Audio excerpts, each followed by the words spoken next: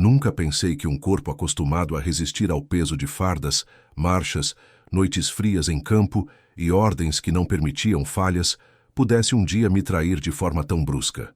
Eu sempre me orgulhei de ser um homem rígido, de manter a disciplina até nas pequenas coisas. A cama sempre arrumada ao despertar, o café tomado em silêncio e no mesmo horário, os papéis organizados na mesa com precisão quase militar. Mas naquele dia, enquanto caminhava da sala para a cozinha, senti algo que não combinava com a imagem que eu tinha de mim mesmo. Um aperto profundo no peito, uma vertigem que apagou o chão sob meus pés e a sensação imediata de que havia algo errado demais. Caí como quem perde a batalha mais inesperada, e quando recobrei a consciência, já estava cercado por vozes apressadas, mãos me segurando, o som das rodas da maca sendo empurrada pelos corredores de um hospital. A internação não foi uma escolha, foi uma sentença imediata. Os médicos falavam em 21 dias de observação e tratamento intensivo, como se aquele número fosse apenas um protocolo, mas para mim soava como um exílio. Fiquei preso entre paredes brancas, com a luz fria refletindo em meu rosto, conectado a tubos e máquinas que piscavam incessantemente. O coração que outrora batia firme ao som de tambores de guerra, agora era acompanhado por apitos de monitores.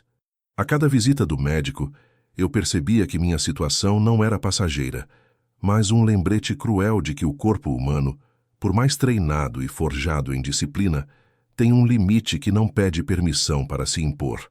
Nos primeiros dias, ainda tentei manter a mente ativa. Recordava de missões passadas, revivia cenas de quartel, ensaiava mentalmente respostas que daria caso me perguntassem como estava. Sempre o mesmo tom frio. Estou bem, apenas me recuperando. No entanto, à medida que o tempo avançava e as horas se arrastavam sem qualquer familiaridade, comecei a notar a ausência que mais pesava, a de rostos conhecidos. A porta do quarto se abria com frequência, mas nunca trazia comigo o conforto da família. Enfermeiras entravam, médicos examinavam, funcionários trocavam soro, mas nenhum filho, nenhum parente, ninguém que me lembrasse que eu tinha uma vida além daqueles muros. Eu, que tantas vezes estive à frente de homens em situações extremas, que vi soldados resistirem à dor, apenas porque sabiam que havia alguém esperando por eles no fim da marcha, agora me via sozinho, contando apenas com o próprio silêncio como companhia. Passei a perceber que o telefone ao lado da cama, que poderia soar a qualquer momento, permanecia mudo. Nenhuma chamada, nenhuma mensagem, apenas o zunido dos aparelhos e o barulho dos passos de estranhos. A solidão começou a me corroer mais do que a própria enfermidade. Os dias seguintes foram uma mescla de consciência e delírio. A febre às vezes me fazia acreditar que ouvia vozes conhecidas, que meu filho entraria pela porta e diria algo reconfortante, mas quando abria os olhos era apenas mais uma enfermeira ajustando os lençóis. Lembrei-me então de todas as vezes em que fui chamado de rígido, de frio, de homem distante. Talvez fosse por isso que agora não havia ninguém ali, pensei. Talvez meu silêncio e minha disciplina, que sempre carreguei como virtudes, tivessem sido interpretados como muros que afastavam os que deveriam estar perto. Essa dúvida, mais do que a dor física, era o que me corroía. Na contagem dos dias, o hospital se tornou um quartel improvisado. Eu sabia a hora da ronda das enfermeiras, o momento exato em que traziam a bandeja com comida insossa, o horário da troca de turno dos médicos. Criei rotinas para não enlouquecer. Fazia respirações controladas como se estivesse em treinamento, mentalizava as músicas militares que embalavam marchas, repetia frases de ordem dentro da mente como se ainda comandasse algo. Mas a verdade é que eu não comandava nada. Eu era apenas um corpo deitado, vigiado e mantido vivo por máquinas, distante da própria casa e daquilo que me definia como homem. A cada noite, quando o silêncio tomava conta do hospital, eu pensava no que estaria acontecendo fora dali. Imaginava minha casa, minhas coisas, meus papéis guardados na gaveta da sala, o som dos passos conhecidos no corredor. Pensava em meu filho e, mesmo sem saber, nutria a esperança de que, na ausência de minha presença, ele estaria zelando pelo que era meu, pela memória daquilo que construí. Nunca me passou pela cabeça que o mesmo silêncio que me cercava naquele quarto estava sendo usado contra mim do lado de fora. Eu acreditava, ingenuamente, que minha ausência física não seria confundida com a ausência de autoridade. Quando o 21º dia chegou e os médicos assinaram minha alta, senti uma mistura de alívio e ansiedade. O corpo ainda frágil, mas a mente determinada a voltar para o lugar que eu chamava de lar. Aqueles dias de internação pareciam ter me arrancado algo mais profundo que a saúde. Haviam me arrancado a certeza de pertencimento. Caminhei para fora do hospital com passos lentos, mas o coração firme. Eu voltava para casa, ou pelo menos assim acreditava. Mal sabia eu que, enquanto lutava pela vida dentro de um hospital, do lado de fora, a vida que eu havia construído estava sendo rearranjada por mãos que não eram as minhas. O lugar que por décadas chamei de meu já não me esperava da mesma forma. Eu caminhava em direção a uma porta que não se abriria para mim como antes, e ainda não tinha consciência de que minha verdadeira batalha não tinha sido travada entre aparelhos médicos e diagnósticos, mas sim entre paredes que, em silêncio, já não me reconheciam como dono. Os dias seguintes àquele primeiro choque foram como uma longa marcha no deserto, em que cada passo parecia igual ao anterior, mas escondia um peso que aumentava com o tempo. Quando deixei o hospital, carregava ainda a esperança de que minha ausência tivesse sido apenas uma pausa no fluxo da vida, um breve intervalo em que a família entenderia o valor da presença, um tempo em que meu filho sentiria a falta da minha voz e se lembraria do homem que tantas vezes o guiou. Mas ao atravessar novamente os corredores da casa, ao cruzar a rua onde vizinhos me olhavam com uma curiosidade fria, percebi que algo havia mudado profundamente. O silêncio que me acompanhara entre aquelas paredes brancas agora se estendia para fora, tomando forma na indiferença das pessoas, no olhar rápido e desconfiado que alguns lançavam quando me viam passar. No hospital, cada amanhecer era marcado pelo som repetitivo dos monitores e pelo abrir das cortinas pelas mãos apressadas das enfermeiras. E a cada manhã, eu olhava para a porta com a expectativa infantil de ver alguém da minha família. Essa expectativa foi se transformando dia após dia em um vazio duro de engolir. A primeira semana ainda me trouxe uma ou outra visita rápida, alguém que vinha por obrigação, mais para satisfazer uma formalidade do que por preocupação genuína.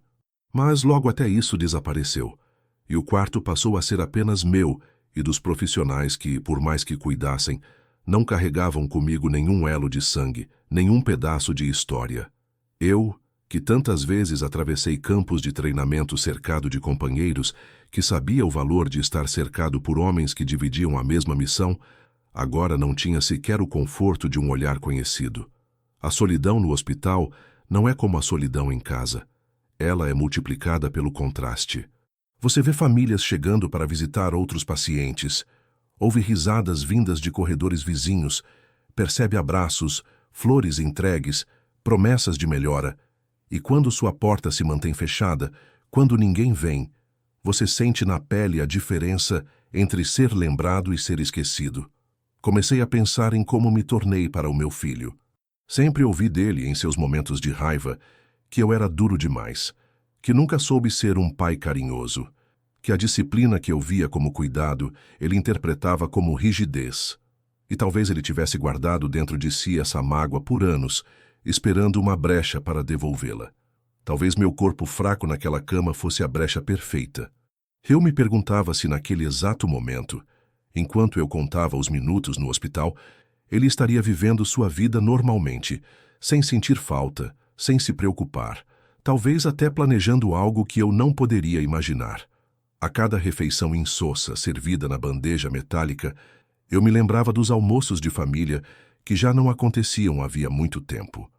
Antes mesmo da internação, eu já percebia que a mesa estava esvaziando, que o riso não era mais o mesmo, que o respeito que eu acreditava estar enraizado tinha se transformado em uma sombra distante. Mas, mesmo com todos os sinais, eu ainda tinha a esperança de que o sangue falasse mais alto, de que, nos momentos difíceis, a memória de quem sempre fui se erguesse como proteção. O hospital me mostrou o contrário. A memória pode ser apagada quando convém, e o sangue pode ser ignorado quando o peso do ressentimento fala mais alto. Na segunda semana, deixei de esperar visitas. Aprendi a aceitar que a porta não se abriria para ninguém além dos profissionais. E foi nesse silêncio absoluto que comecei a refletir sobre a forma como havia conduzido minha vida. Sempre acreditei que a honra, a postura e a disciplina eram escudos suficientes para garantir respeito. Descobri ali que, fora dos portões do quartel, o mundo familiar não obedece a essas mesmas regras. O que para mim era proteção, para eles era opressão. O que para mim era ordem, para eles era rigidez. E o resultado era esse. Eu, deitado, invisível, enquanto minha ausência era tratada como liberdade para que fizessem o que quisessem. O tempo no hospital não era apenas a recuperação do corpo, mas a preparação silenciosa de uma mente que começava a entender que algo estava sendo tramado lá fora. Não havia sinais claros, apenas a sensação incômoda de que o vazio das visitas não era simples descuido, mas consequência de uma escolha. E essa escolha viria à tona quando eu pusesse os pés novamente dentro de casa. A cada noite mal dormida, a cada olhar frio de quem passava pelo corredor sem sequer saber meu nome, eu nutria uma certeza silenciosa. Quando saísse dali, encontraria um mundo diferente do que deixei. E foi exatamente isso que aconteceu. O silêncio dos dias não foi apenas ausência de companhia, mas prenúncio do que estava por vir. Enquanto eu me agarrava à esperança de que o lar ainda fosse meu porto seguro, do lado de fora a vida estava sendo rearranjada sem que minha opinião fosse sequer cogitada. Eu ainda não sabia o que meu filho havia feito, mas dentro de mim já crescia a intuição de que aquele vazio de 3 semanas tinha um preço muito maior do que o tempo perdido. Que logo eu descobriria que o hospital havia sido apenas o começo de uma batalha muito mais dolorosa. A de ver minha casa, minha história e meu lugar sendo entregues a outros, como se eu fosse apenas um detalhe a ser descartado. Quando os médicos finalmente assinaram os papéis da minha alta, depois de 21 dias de clausura forçada, o mundo pareceu se abrir novamente diante de mim. Mas não era um mundo igual ao que deixei quando entrei desacordado naquele hospital. Carregava comigo a estranha sensação de que a vida tinha seguido sem mim, que meus dias contados em silêncio haviam se transformado em um espaço vazio que alguém, em algum lugar, já havia preenchido. O corpo ainda fraco pesava a cada passo, como se o chão fosse uma marcha inclinada e interminável. Mas havia algo em minha mente que me impulsionava. A imagem da minha casa, a porta de madeira escura que tantas vezes abri e fechei com orgulho, o cheiro familiar dos corredores, o ranger do assoalho na sala. Essa memória me sustentava como se fosse promessa de que, ao atravessar aquele limiar novamente, eu retomaria a vida que acreditava me pertencer por direito. O táxi que me levou do hospital até a vizinhança avançava devagar, e pela janela eu via rostos conhecidos me observando como quem assiste a um retorno improvável. Alguns olhavam com curiosidade, outros desviavam o olhar rapidamente, e houve até quem me encarasse com uma expressão difícil de decifrar, misto de piedade e desconfiança. Aqueles olhares, que antes eu teria ignorado sem dificuldade, agora pareciam carregar um aviso. Algo havia mudado durante minha ausência, e eu ainda não tinha a menor ideia da dimensão. O motorista, sem saber nada, puxava conversa leve sobre o trânsito, sobre o calor da tarde, e eu respondia apenas com monossílabos, preso em meus próprios pensamentos. Tudo o que eu queria era ver com os próprios olhos se o lar ainda era meu lar. Quando desci do carro e caminhei pela calçada em direção à casa, senti um arrepio profundo. Era o mesmo portão, a mesma pintura que mandei retocar meses antes da internação, o mesmo jardim pequeno que, apesar da simplicidade, sempre mantive em ordem. Mas havia algo estranho na atmosfera. O portão estava destrancado, e do lado de dentro eu percebia uma movimentação que não reconhecia. Vozes diferentes ecoavam, risos de pessoas que não faziam parte da rotina da minha casa, passos pesados que não combinavam com a cadência que eu conhecia. Tudo aquilo me fez parar por um instante antes de empurrar o portão. Cruzei a entrada com a firmeza que ainda restava em mim, tentando ignorar a fragilidade do corpo que recém saía de dias de internação. Passei pelo jardim e, à medida que me aproximava da porta principal, Os detalhes me incomodavam ainda mais. O tapete da entrada não era o mesmo que deixei. As cortinas estavam trocadas por outras de gosto duvidoso.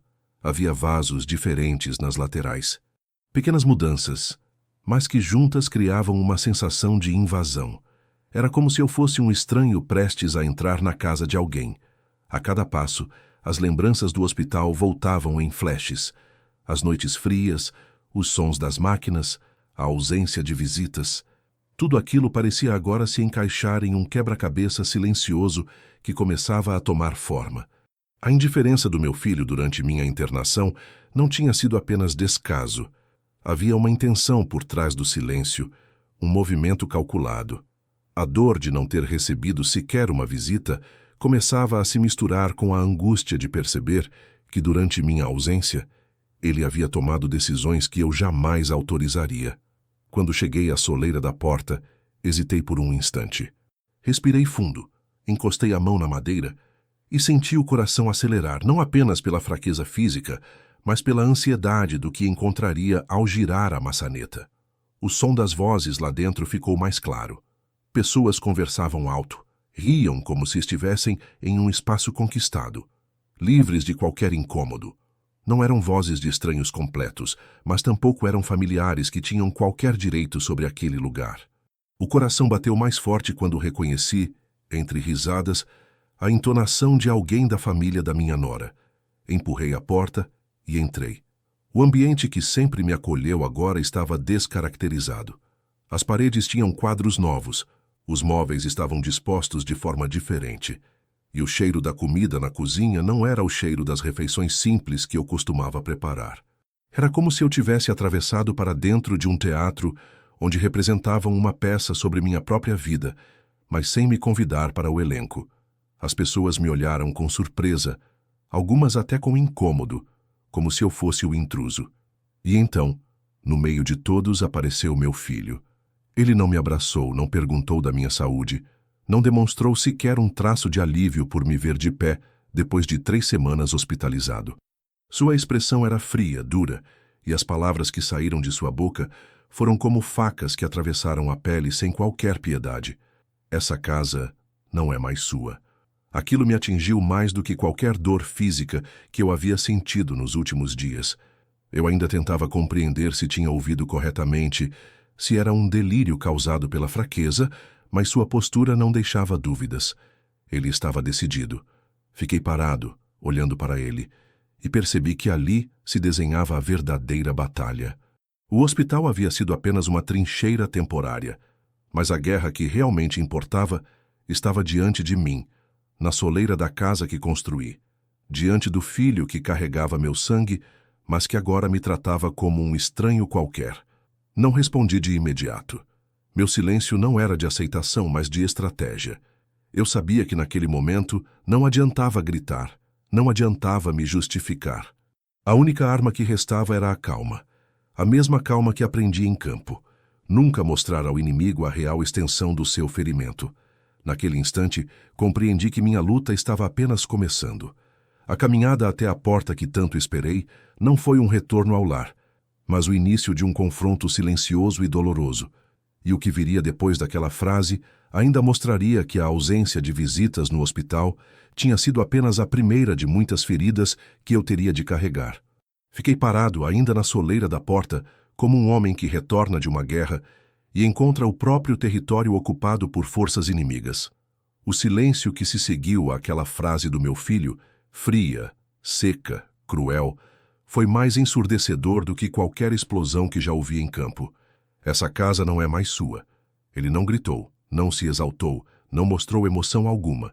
Disse como quem anuncia um fato administrativo, como se estivesse comunicando uma decisão irreversível, sem espaço para diálogo. Por um instante, eu pensei que ainda estava preso ao delírio de febre dos dias no hospital, que aquelas palavras eram apenas ecos de um sonho ruim. Mas a firmeza no olhar dele, a expressão satisfeita de alguns presentes e o incômodo mal disfarçado de outros me deixaram claro que aquilo era real.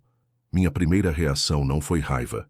Foi um vazio absoluto, um choque tão profundo que até mesmo a dor física do coração ainda em recuperação pareceu diminuir.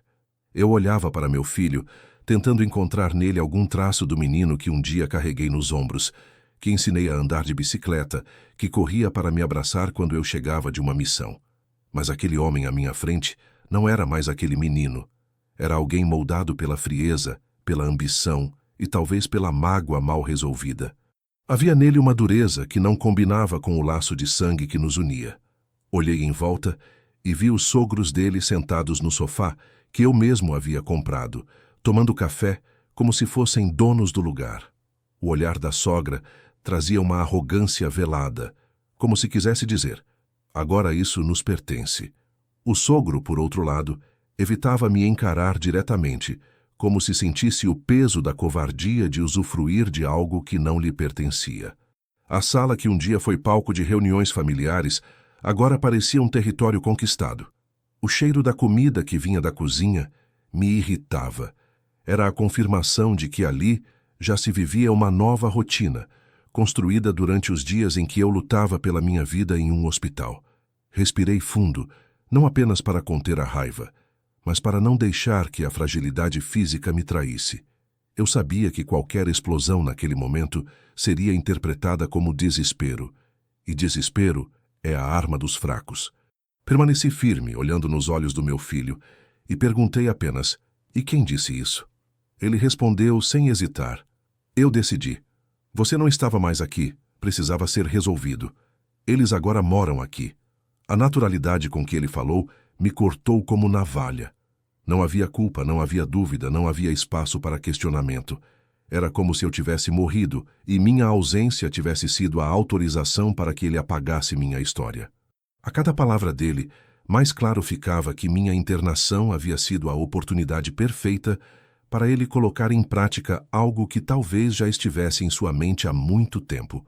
O hospital havia sido meu cárcere, mas também o terreno fértil para sua traição. E eu, que sempre ensinei sobre lealdade, sobre honra e sobre o valor da palavra, agora me via vítima de quem deveria carregar esses mesmos princípios. O sangue não garantiu a continuidade dos valores. Pelo contrário, pareceu servir de combustível para a ruptura. Não respondi de imediato. Aprendi cedo que em momentos de crise o silêncio é mais poderoso do que o grito. Enquanto eu o encarava, por dentro eu avaliava cada detalhe. A confiança no tom dele, a presença dos sogros como testemunhas da sua decisão, a maneira como alguns objetos da casa já tinham sido trocados. Tudo aquilo não era improviso, era plano. E planos exigem contraplanos. Engoli a dor, engoli o orgulho ferido, e apenas permaneci imóvel como se aquele momento fosse um retrato que eu gravava na memória para usar depois. Minhas pernas queriam avançar, atravessar aquela sala e tomar de volta o que era meu. Minha voz queria se impor, trazer de volta a autoridade que sempre carreguei. Mas minha mente, acostumada a pensar em estratégia, me impediu. Eu sabia que a guerra não se ganha em um só movimento. Às vezes, é preciso recuar para preparar o terreno. Naquele instante, mais do que nunca, eu precisava da frieza que tantas vezes foi minha companheira. Aquele não era o momento de reagir. Era o momento de observar, de analisar, de preparar. Olhei mais uma vez ao redor e percebi que minha ausência havia sido preenchida com pressa. Quadros novos, cortinas diferentes, móveis reposicionados. Era como se quisessem apagar rapidamente qualquer vestígio meu, como se cada detalhe da decoração fosse um tijolo para erguer uma parede que me excluía. E no centro de tudo, meu filho se erguia como o arquiteto dessa destruição. Não havia dúvida. Ele não apenas cedeu a casa, ele entregou meu lugar, minha memória e minha dignidade. A frase dele ecoava em minha mente: essa casa não é mais sua. Mas dentro de mim algo começava a se erguer. Eu sabia que por trás da aparência de conquista havia fragilidade, porque, acima de tudo, havia um detalhe que ele ignorava ou fingia ignorar. A casa ainda estava em meu nome. A escritura, o documento, a lei, tudo continuava sendo meu. Ele podia rir, podia me expulsar, podia colocar outros no meu lugar, mas o papel frio e incontestável ainda me pertencia. E era justamente nesse detalhe que eu encontraria a base para a resposta que ainda viria. Saí da soleira sem dizer uma palavra. Passei por eles, por aquelas expressões de falso triunfo, e apenas deixei que o silêncio falasse por mim. O silêncio que eles confundiram com derrota era, na verdade, o anúncio de algo maior. Eu sabia que aquele momento ficaria marcado, não como o fim da minha história, mas como o início de uma reviravolta que eles jamais previram. E enquanto me afastava, cada passo que dava era acompanhado por uma certeza crescente. Haviam me subestimado, e esse seria o maior erro da vida deles. Não bastava a sentença fria de que a casa não era mais minha, como se eu tivesse desaparecido do mundo e com isso perdido o direito de existir dentro das próprias paredes que ergui. Meu filho, com a firmeza gélida de quem se acostumou à indiferença, repetiu algo ainda mais cruel, uma sentença que não deixava margem para dúvidas ou esperanças. Não volte mais. Essas 3 palavras atravessaram meu peito com a precisão de uma lâmina bem afiada. Não foram ditas em tom de raiva, não vieram acompanhadas de gritos ou discussões. Saíram de sua boca como um comunicado oficial, quase burocrático, mas que carregava o peso de uma rejeição absoluta. Era como se ele me dissesse que meu lugar no mundo tinha se encerrado, que minha presença já não cabia no cenário que ele havia construído em minha ausência. O silêncio que se seguiu foi denso, e pude perceber o desconforto de alguns ali presentes. O sogro desviava os olhos. A sogra assumia uma expressão de falsa superioridade, e até as crianças que brincavam nos corredores se calaram diante da tensão que pairava no ar. Mas ninguém disse nada. Ninguém ousou intervir. Ninguém estendeu a mão em meu favor. Foi naquele instante que compreendi que a traição não se limitava ao gesto de dar a casa aos sogros. A traição maior estava na frieza com que meu filho, herdeiro do meu sangue e de minha história, me apagava como se fosse um fardo incômodo. Eu poderia ter reagido. Poderia ter gritado, exigido explicações, batido a mão sobre a mesa e lembrado a todos quem era o verdadeiro dono daquele lugar. Mas aprendi em tantos anos de serviço que há batalhas que não se vencem com força imediata, e sim com paciência estratégica.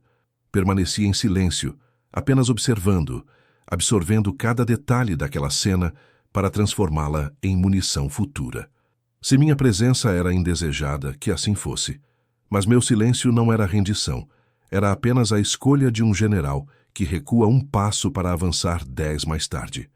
Olhando nos olhos do meu filho, vi o reflexo de todas as vezes que ele me chamou de rígido, de autoritário, de frio.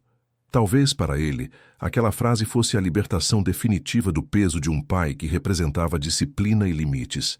Talvez pensasse que, ao me expulsar da própria casa, estaria apagando de vez a influência daquilo que nunca aceitou em mim.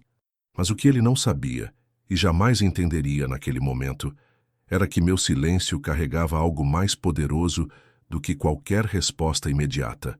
A certeza de que eu ainda tinha a lei, a escritura, a palavra final. Deixei que as palavras ecoassem dentro de mim, repetindo-se como um mantra amargo. Não volte mais. Era um aviso e uma condenação.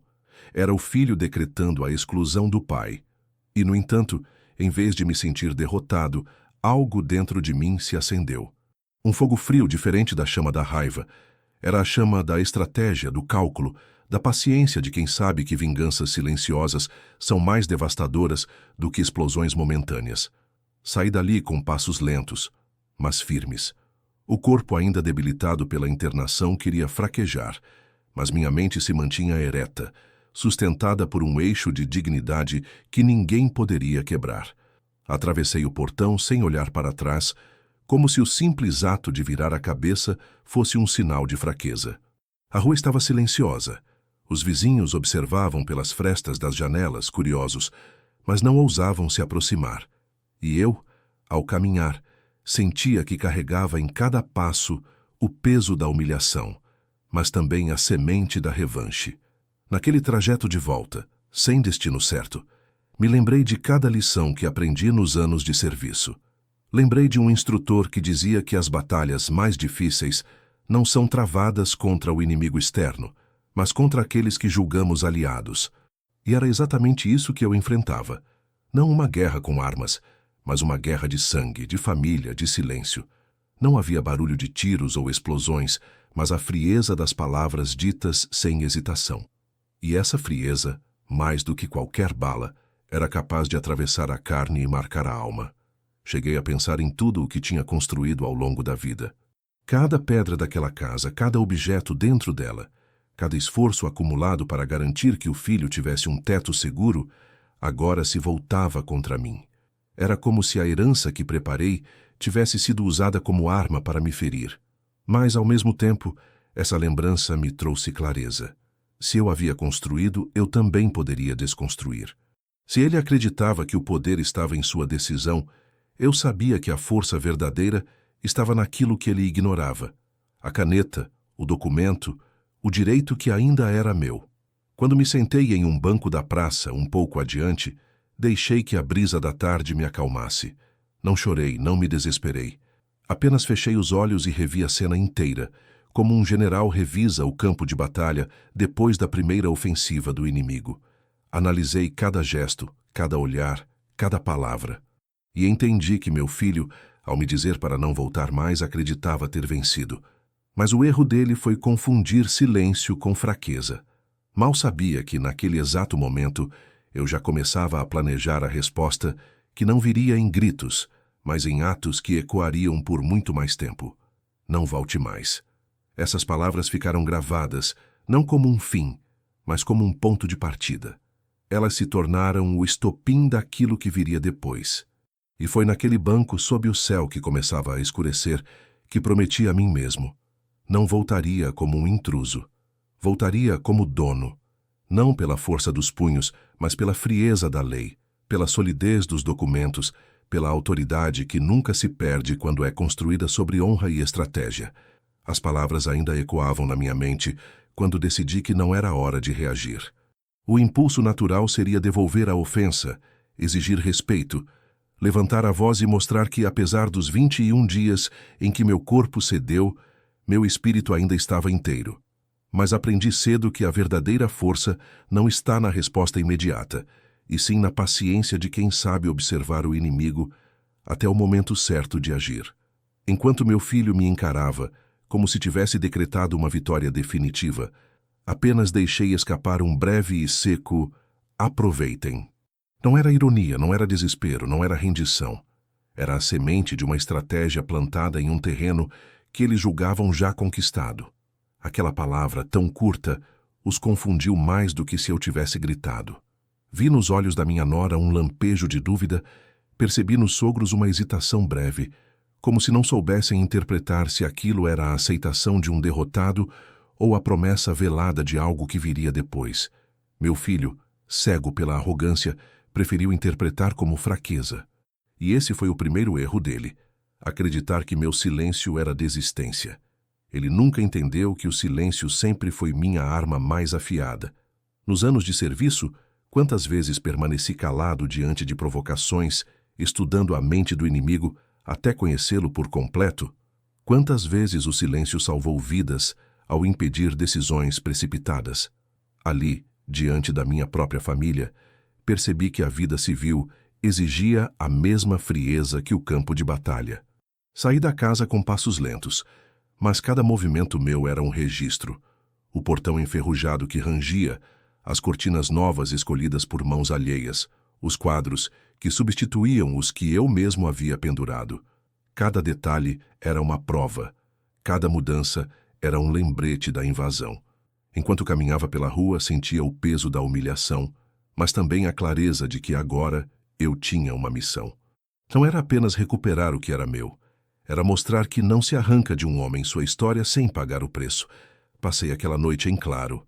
Não voltei para a casa de um amigo, nem para a residência de parentes. Eu precisava do silêncio absoluto para pensar. Eu encontrei em um quarto de hotel barato, onde o cheiro de mofo e o ranger da cama me lembravam da precariedade da situação. Mas foi ali, no desconforto, que organizei minha mente como se estivesse diante de um mapa tático. Revi os últimos acontecimentos como quem analisa movimentos de tropas. Minha internação, a ausência de visitas, a apropriação da casa, as frases ditas com frieza. Tudo se encaixava em uma linha de tempo que mostrava claramente o plano deles. Não havia improviso, havia cálculo. E se houve cálculo, então mereceria uma resposta à altura. Enquanto fitava o teto gasto daquele quarto, lembrei-me de todas as vezes em que meus superiores diziam que paciência é a maior virtude de um comandante, que muitas vezes é preciso engolir a humilhação inicial para garantir a vitória final. Eu já sabia que não voltaria a bater aquela porta como um pedinte, nem insistiria em convencer quem já havia me condenado. A frase que deixei, aproveitem, era um aviso. Usem o que acreditam ser de vocês. Saboreiem essa falsa conquista, porque o tempo revelará a quem de fato pertence cada tijolo daquela casa. No dia seguinte acordei cedo, como sempre fiz ao longo da vida, e fui até o cartório onde mantinha arquivada a escritura. A cada passo que dava, sentia como se recuperasse parte da autoridade que tentaram me roubar. O atendente, ao me entregar as cópias do documento, talvez não tivesse ideia do peso simbólico que aquilo carregava. Papéis frios, assinados e carimbados, mas que naquele momento eram a prova irrefutável de que, apesar de todas as mudanças, apesar da farsa montada, a casa ainda era minha. Guardei aqueles documentos como quem guarda uma arma carregada, consciente de que ainda não era hora de puxar o gatilho, mas sabendo que quando chegasse o momento, ninguém poderia contestar o disparo. Voltei ao hotel com os papéis em mãos e sentei-me novamente, refletindo sobre cada passo futuro. Não se tratava apenas de recuperar a posse da casa. Se fosse só isso, eu poderia ter entrado com uma ação imediata, derrubado juridicamente o teatro que meu filho e seus sogros haviam armado. Mas não era apenas sobre paredes e móveis. Era sobre o que me haviam feito. O abandono no hospital, a indiferença, as palavras cortantes. Era sobre a dignidade de um homem que não poderia ser reduzida a um intruso na própria história.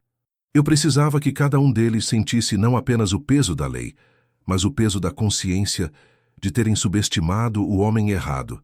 Nos dias que se seguiram, mantive o silêncio. Não liguei. Não voltei à porta. Não confrontei ninguém. Deixei que acreditassem que eu havia desistido, que meu aproveitem era a despedida de um velho cansado. Eles viviam a ilusão da vitória, e quanto mais seguros se sentissem, maior seria o impacto quando a verdade viesse à tona. Foi nesse silêncio que comecei a procurar advogados, conversar discretamente com pessoas de confiança, preparar os detalhes de um movimento que não deixaria margem para recuo. E enquanto isso, meu filho continuava acreditando que havia me derrotado. Seguia a vida dentro da minha casa, rindo ao lado dos sogros, vivendo a farsa de um lar construído sobre traição. Mas cada gargalhada deles era apenas mais um tijolo na parede que desabaria em breve. E eu, sozinho em meu silêncio calculado, apenas repetia mentalmente a palavra que deixei ao sair. Aproveitem. Porque tudo aquilo que eles julgavam conquista não passava de um empréstimo temporário, e a cobrança viria com juros altos. Enquanto eles se acomodavam em meu lar, como se tivessem conquistado o direito de me apagar da própria história, eu caminhava em silêncio, carregando comigo uma arma que não precisava de pólvora, mas que possuía mais poder do que qualquer fuzil que já empunhei em campo: o documento. A escritura daquela casa, assinada por mim há tantos anos, continuava guardada nos registros oficiais, intacta, inalterada, inquestionável. Enquanto meu filho e seus sogros acreditavam que a ausência física me retirava também os direitos, eu já sabia que a lei não se curva diante da ingratidão ou da ganância. A cada vez que segurava aquela pasta com cópias autenticadas, sentia o peso da autoridade que jamais me abandonou. Eles tinham a posse aparente, o teatro do cotidiano, mas eu tinha a propriedade legal, o título frio e duro, que não se desfaz com palavras. Passei dias revisitando cada detalhe. Lembrei-me de quando comprei o terreno, das economias guardadas ao longo de anos de trabalho, dos sacrifícios feitos para que aquela casa fosse construída pedra sobre pedra. Cada documento era testemunha de uma vida inteira, dedicada a erguer um espaço de dignidade, um refúgio que eu acreditava ser a herança natural da minha família. E agora, ver tudo isso sendo tratado como moeda de troca, entregue aos sogros como se fosse simples favor, fazia cada linha daquela escritura ganhar ainda mais valor. Não era apenas papel, era a prova viva de que o que me pertence jamais poderia ser tomado sem minha permissão.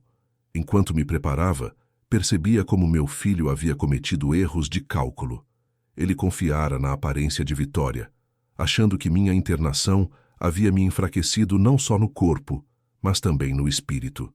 Ignorou que, mesmo debilitado, eu ainda era o homem que aprendeu a esperar o momento certo, a analisar o campo, a se mover apenas quando cada passo estivesse definido. Não buscou advogados, não conferiu registros, não se preocupou em formalizar nada. Foi a soberba de quem acha que basta a palavra dita em voz alta para transformar mentira em verdade, e essa soberba seria a ruína dele. Voltei ao cartório mais de uma vez. Conversei com funcionários. Verifiquei a validade de cada carimbo, de cada assinatura. Tudo estava em ordem. A casa era minha, incontestavelmente. Nenhuma manobra feita às escondidas mudava esse fato. Enquanto eles celebravam, eu fortalecia minhas bases. Em paralelo, busquei um advogado discreto, homem de confiança, que me ouviu com atenção e me disse aquilo que já sabia. Eles podem até estar morando lá, mas legalmente não tem nada. Um sopro da lei os derruba. O que ele não sabia era que eu não queria apenas derrubá-los legalmente. Eu queria que a queda fosse acompanhada pela vergonha, que sentissem o peso de cada ato cometido contra mim. Durante esse tempo, não dei nenhum sinal de movimento. Andava pelas ruas como quem havia aceitado a derrota. Mantinha o semblante sereno, como se tivesse desistido da disputa. A cada olhar curioso dos vizinhos, a cada cochicho que escutava, eu sustentava a imagem de um velho vencido, porque sabia que essa imagem seria útil. Eles, confortáveis em sua falsa vitória, não perceberiam o golpe que se aproximava. Aprendi no quartel que a distração do inimigo é a oportunidade perfeita para o ataque. E eles estavam distraídos demais, embriagados pelo poder que acreditavam possuir. Em noites longas, sentado à mesa do pequeno quarto de hotel que aluguei por alguns dias, eu organizava os documentos em ordem cronológica, recibos de pagamento, contratos antigos, cópias autenticadas, tudo alinhado com a precisão que sempre me acompanhou. Era como montar uma linha do tempo de uma batalha, onde cada detalhe do passado servia para sustentar a vitória no futuro. Ali percebi algo maior. A casa não era apenas um bem material. Era o símbolo da minha história, do meu esforço, da minha disciplina. E ao tentar arrancar isso de mim, meu filho não apenas quis me tirar um teto, quis apagar minha identidade. Era por isso que minha resposta não poderia ser apenas prática. Ela precisava ser simbólica, definitiva, esmagadora. O advogado sugeriu entrarmos de imediato com uma ação de reintegração de posse. Eu poderia, em questão de semanas, ter a lei ordenando que todos saíssem da minha casa, mas decidi esperar. Havia algo dentro de mim que exigia que essa resposta viesse no momento certo, que não fosse apenas a letra fria da lei, mas também a revelação pública do erro cometido por eles. Queria que o impacto fosse não só legal, mas moral, que cada um ali lembrasse pelo resto da vida que subestimar um homem em silêncio é cavar a própria queda. Enquanto afinava os detalhes, comecei a me mover em silêncio por outros caminhos. Conversei com antigos colegas de farda, busquei apoio em contatos de confiança, organizei cada peça com a calma de quem sabe que o relógio sempre trabalha a favor da estratégia. E em cada conversa, em cada gesto, meu plano ficava mais claro. Não apenas retomaria o que era meu, mas faria isso de forma que eles jamais esquecessem. O documento, frio e esquecido por eles, era a minha carta mais forte. Eles tinham a posse aparente, mas a posse sem título é como ocupar terreno minado. A qualquer momento o chão cede e engole os invasores, e eu estava pronto para acionar a explosão. Ainda não era a hora, mas eu já sentia o peso da inevitabilidade. Saí de mais uma reunião com meu advogado naquela tarde e caminhei devagar pela rua, sob o sol que se punha. O vento trazia o cheiro distante de jantares sendo preparados, risadas ecoavam de casas vizinhas. E enquanto isso, minha própria casa estava ocupada por aqueles que acreditavam ser donos dela. Sorri sozinho, um sorriso frio, porque sabia que cada riso deles era apenas mais um passo em direção à queda. Eles haviam esquecido o documento, mas eu jamais esqueceria. E em breve aprenderiam da forma mais dura que não se arranca o chão de um homem sem que ele reivindique de volta cada pedaço com a força da lei e com o peso da dignidade. Foi na semana seguinte, após a visita final ao cartório e a confirmação de que nada no mundo poderia contestar a escritura que ainda trazia meu nome, que comecei a alinhar cada peça daquilo que seria não apenas uma resposta, mas uma lição definitiva. A humilhação que sofri não poderia ser apagada. A ferida aberta pelas palavras de meu filho jamais cicatrizaria por completo, mas eu podia transformar a dor em arma, a rejeição em estratégia, o silêncio em munição. Eu sabia que não bastava recuperar a casa pela frieza da lei. Eu precisava que todos, meu filho, sua esposa, seus sogros e até aqueles vizinhos que cochicharam sobre minha ausência, testemunhassem a queda da farsa que ergueram durante meus 21 dias de ausência. Passei aquela semana como um homem comum aos olhos de todos. Caminhava pelas ruas com calma, parava em padarias, sentava em bancos de praça, cumprimentava conhecidos com um aceno sereno. Aos olhos deles, eu era apenas um velho que aceitara a derrota, que havia se conformado em viver longe da própria casa. Essa imagem era importante porque garantia o efeito surpresa. Eles acreditavam no meu recuo, confiavam que minha ausência era definitiva, e isso os deixava despreparados para o golpe que eu arquitetava. No pequeno quarto de hotel que servia como meu quartel-general silencioso, eu montava os passos do plano como quem organiza tropas antes de uma ofensiva decisiva. Cada papel estava sobre a mesa, numerado, revisado. A escritura, os recibos, os comprovantes de impostos pagos, tudo em ordem para que nenhuma brecha pudesse ser usada contra mim. O advogado, homem discreto e meticuloso, orientava-me com clareza. O senhor tem em mãos tudo o que precisa. Podemos acionar a justiça amanhã se quiser. Mas eu não queria apenas rapidez. Queria precisão, queria impacto. Foi então que decidi envolver um corretor de confiança. Alguém que já conhecia minha história e sabia do valor daquela casa. Expliquei-lhe a situação e pedi que preparasse de maneira discreta a avaliação do imóvel para uma possível venda. Não era apenas sobre vender ou não vender, mas sobre mostrar a todos que a decisão final sempre seria minha. Enquanto meu filho se vangloriava por ter dado a casa aos sogros, eu já preparava o terreno para tirá-la de todos eles de uma só vez. O corretor entendeu a gravidade da situação e agiu com cautela, movendo-se como uma sombra, avaliando sem chamar atenção, estudando compradores potenciais que poderiam ser acionados no momento certo. Durante aquela semana, minha mente era uma mistura de lembranças e cálculos. Recordava-me das palavras ditas na sala, da sentença cruel: "Essa casa não é mais sua", seguida pela ordem: "Não volte mais".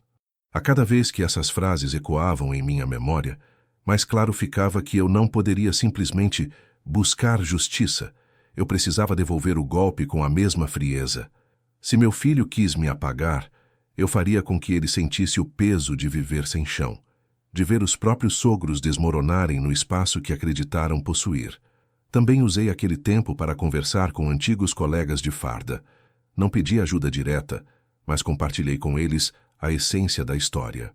A indignação deles foi imediata, e ainda que não dissessem em palavras, percebi nos olhares o mesmo pensamento.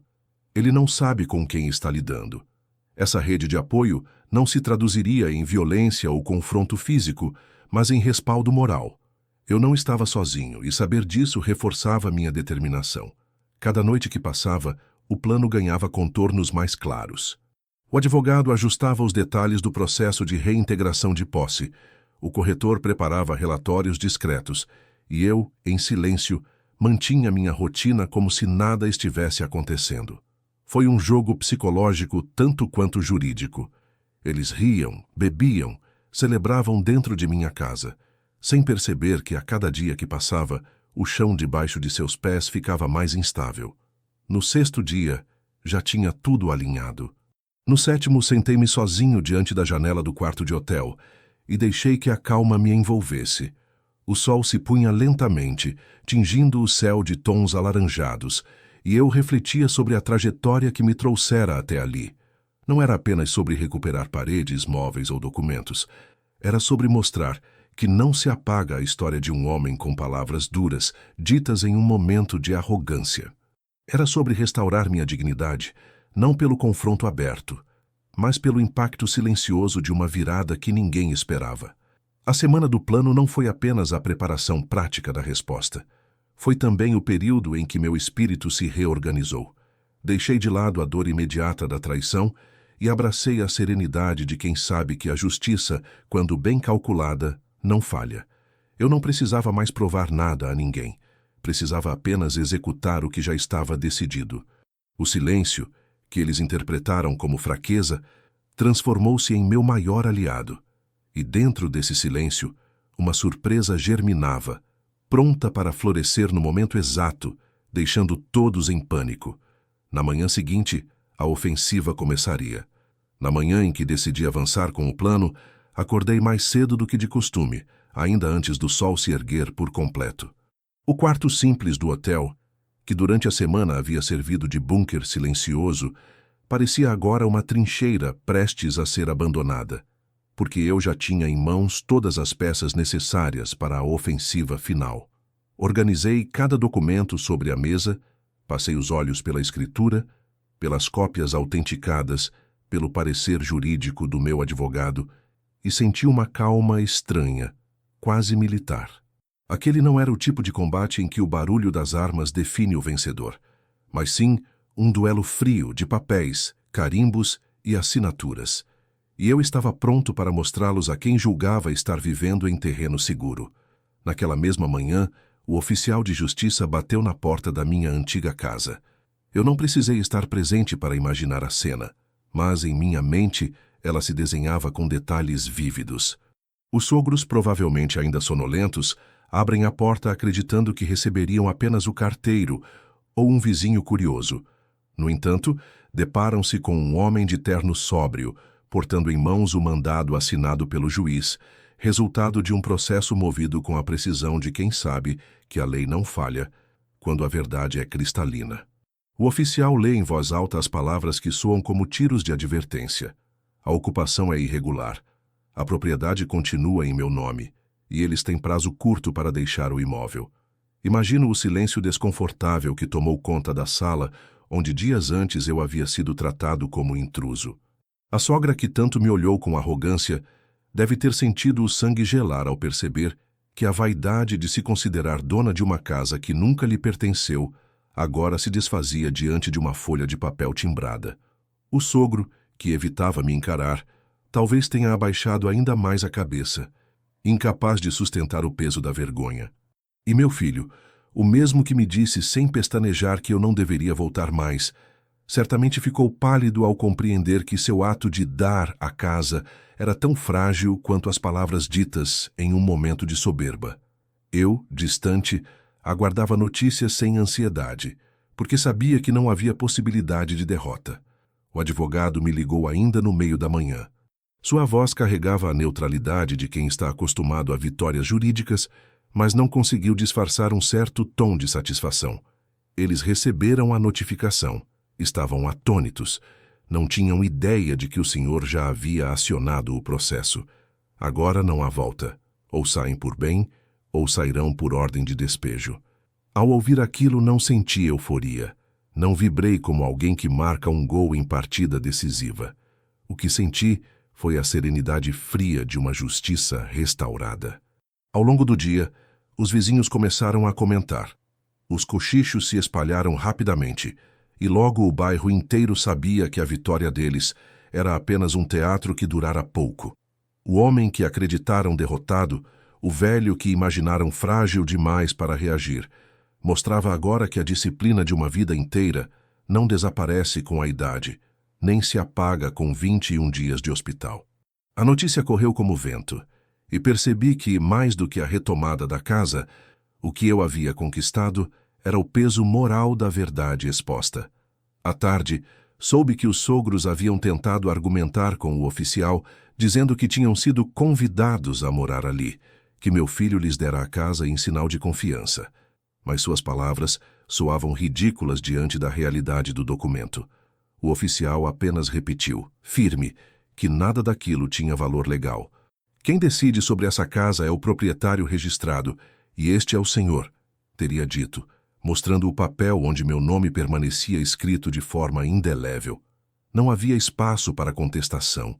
Eles não tinham chão, não tinham defesa. Eu podia imaginar a cena do desespero. Móveis sendo arrastados às pressas, malas improvisadas, discussões acaloradas entre meu filho e sua esposa, acusações lançadas de um para o outro. A casa que dias antes era palco de risadas e jantares festivos, agora se transformava em território de derrota. Cada quadro que penduraram, cada cortina nova que exibiram com orgulho, agora se tornava símbolo da vergonha de quem acreditou ser dono do que nunca lhe pertenceu. Naquela noite sentei-me sozinho, mais uma vez no quarto de hotel, mas agora com a sensação de dever cumprido. Não porque tivesse vencido meu filho ou os sogros, mas porque havia restabelecido a ordem das coisas. Minha dignidade, que tentaram enterrar sob humilhações e palavras cruéis, ressurgia com a força silenciosa da verdade. Não precisei de gritos, não precisei de confrontos físicos, não precisei de violência. Apenas esperei, organizei e executei. E como tantas vezes na vida militar, percebi que o silêncio calculado pode ser mais devastador do que qualquer ataque frontal. O dia da revelação não foi marcado por fogos de artifício nem por celebrações. Foi marcado pela queda de máscaras, pela exposição da mentira, pela confirmação de que não se constrói vitória sobre traição. Eles acreditaram que eu havia recuado, que meu "aproveitem" era uma despedida melancólica. Não perceberam que era, na verdade, uma sentença velada, uma promessa de que nada do que haviam tomado permaneceria em suas mãos. E agora, sem chão, sem defesa, sem direito algum, restava-lhes apenas o gosto amargo da derrota. O silêncio que reinou após a notificação não foi apenas jurídico, foi também moral. Os sogros, outrora tão altivos, se encolheram diante da lei como sombras que perdem forma ao nascer do sol. Meu filho, que tanto se orgulhara de sua ousadia, caminhava pela rua com o olhar baixo, incapaz de sustentar a narrativa da vitória. Eu observava tudo de longe, sem pressa, como um comandante que assiste à retirada do inimigo de um território que nunca deixou de lhe pertencer. A cada movimento deles, eu sentia o peso da restituição não apenas da casa, mas da ordem das coisas. A disciplina que sempre carreguei dentro de mim encontrava, enfim, seu reflexo no mundo exterior. Na tarde em que finalmente recuperei as chaves, não houve cerimônia nem alarde. O advogado as entregou em minhas mãos com um gesto simples, e eu as recebi como quem segura novamente uma espada há muito guardada. O metal frio gasto pelo uso tilintava em minha palma como um lembrete de que aquilo não era apenas um objeto, mas um símbolo. Entrei pela porta com passos firmes, e o ranger do assoalho, que durante semanas fora pisado por pés estranhos, parecia agora me saudar.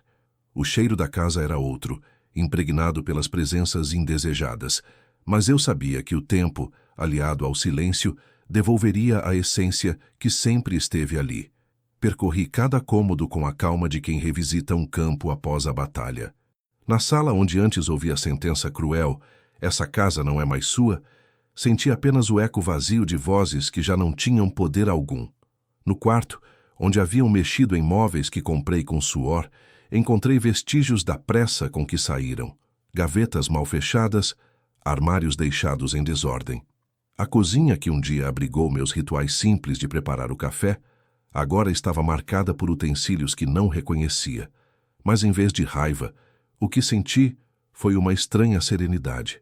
Porque cada detalhe era a prova de que tudo aquilo não passara de uma invasão passageira, e que agora a casa voltava a respirar sob o comando de quem de fato a ergueu. Sentei-me na poltrona antiga da sala, que resistira a toda aquela encenação, e deixei que o silêncio tomasse conta. Não era o silêncio da ausência, como no hospital. Era o silêncio da vitória, da justiça restabelecida, do espaço que volta a se alinhar ao seu dono. Peguei sobre o colo uma das pastas que ainda carregava comigo e retirei de dentro dela não apenas a escritura, mas também um envelope. Dentro estava uma fotografia antiga. Eu, ainda fardado, posando em frente à casa recém-construída. Era como se aquele retrato me dissesse que, apesar de todas as tentativas de apagamento, a memória verdadeira jamais poderia ser arrancada. Naquela noite, Tomei a decisão final. Não manteria a casa. Não porque tivesse perdido o apego a ela, mas porque entendi que sua função simbólica já havia se cumprido.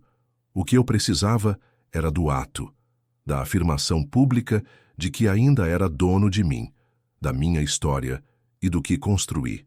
O corretor, que já aguardava minha resposta, ficou encarregado de conduzir a venda de forma rápida e segura. E o dinheiro fruto dessa transação foi direcionado não para meu filho, não para os sogros, mas para um fundo em meu nome, destinado a projetos que eu escolhi em silêncio. Dessa forma, a mensagem era clara. Aquilo que construí não seria herança mal baratada por quem não soube honrar, mas sim legado usado segundo minha vontade.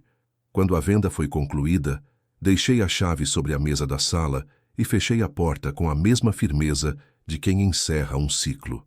Do lado de fora, respirei fundo e senti que, ao contrário do que tentaram me fazer acreditar, não era eu quem havia perdido um lar. Eram eles que haviam perdido a honra. Porque bens podem ser tomados e devolvidos, mas a dignidade de um homem que não se curva permanece intocável. Mais tarde, em casa de um velho amigo, dobrei cuidadosamente a farda que há tempos não vestia e a guardei dentro de um baú. Ao fazer isso, compreendi que ela não era apenas um tecido gasto, mas o reflexo de toda uma vida conduzida com disciplina. Não precisava mais vesti-la para lembrar quem eu era. Bastava dobrá-la com respeito para sentir que minha palavra, minha postura e minha estratégia estavam intactas. A farda dobrada era o símbolo daquilo que meu filho tentou apagar, mas que nenhuma traição conseguiu arrancar. Nunca mais voltei a ouvir dele a frase: "Essa casa não é mais sua", porque agora até ele sabia a verdade. A casa sempre foi minha, até o momento em que decidi por vontade própria deixá-la para trás. O poder não estava em ter paredes, mas em decidir o destino delas. E ao dizer aproveitem naquele dia, não era uma despedida, era uma sentença que se cumpriu. Eles aproveitaram o que nunca foi deles e perderam tudo de uma só vez. Eu, em silêncio, saí vitorioso. Assim, a resposta final não veio em brados ou vinganças barulhentas, mas no peso de uma farda dobrada e da palavra cumprida. Porque no fim, um homem pode ser hospitalizado, humilhado e até temporariamente afastado do que construiu, mas nunca pode ser arrancado de si mesmo quando mantém a honra de pé, e essa foi talvez a maior vitória de todas.